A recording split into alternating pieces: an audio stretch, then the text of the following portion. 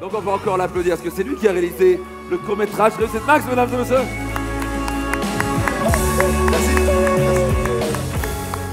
Génial.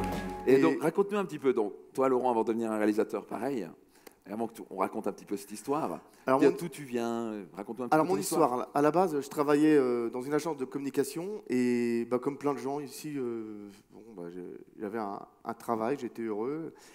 Mais j'étais dans le marketing, j'étais média planner. C'est un poste dans le marketing, dans une agence de pub où je balançais des chiffres, etc. Et puis un jour, il y a un petit jeune homme, il est venu travailler 3-4 mois, il triait les papiers, etc. Et puis bon, il était avec moi dans le bureau et il me trouvait rigolo. Et puis il me dit, tu devrais être comédien, sois tranquille avec ça.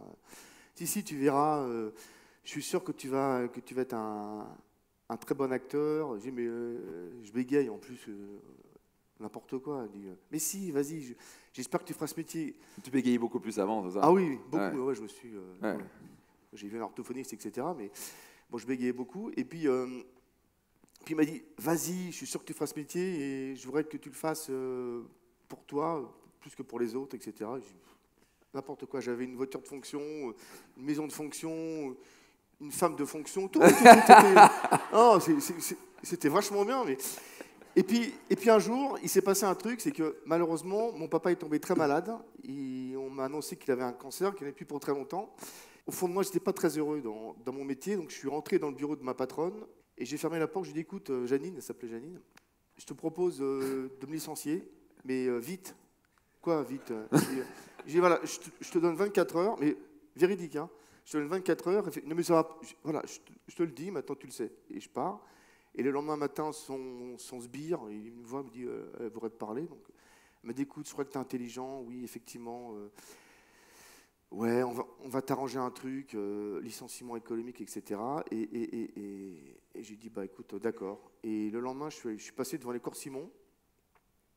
Je suis rentré, j'ai vu la grande directrice des cours Simon, Rosine Marga, une dame qui avait connu tout le monde. Le cours de théâtre. Hein, ouais, le cours de théâtre.